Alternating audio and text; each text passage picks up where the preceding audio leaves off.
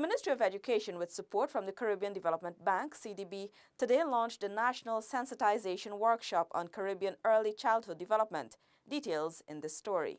The Caribbean Early Childhood Development Good Practice Guide was developed specifically for countries within the region. It was designed to assist education policy makers and practitioners in the field to deliver quality care and learning experiences for children in Guyana and the Caribbean at large.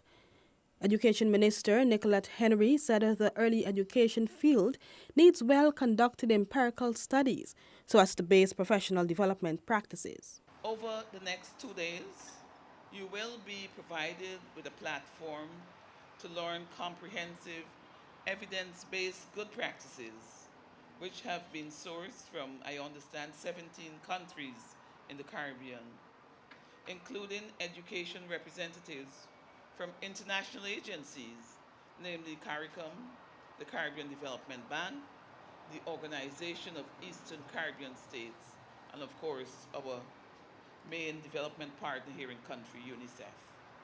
The Ministry of Education is acting on this proven global and regional quantitative research, which demonstrates tangible results by capturing and shaping a child's early educational development in a safe and nurturing environment.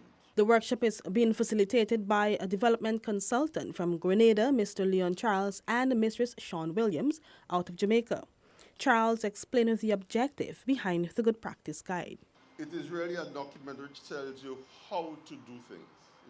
I like to describe it as a how-to document. If you want to know how do I design a policy, you can pick up the guide, go to that relevant section, and you'll get the various steps in terms of what are the principles I should be applying, in terms of how were the principles applied in other countries, and therefore you could ask the question, can this work in Guyana, or can I do it a little differently?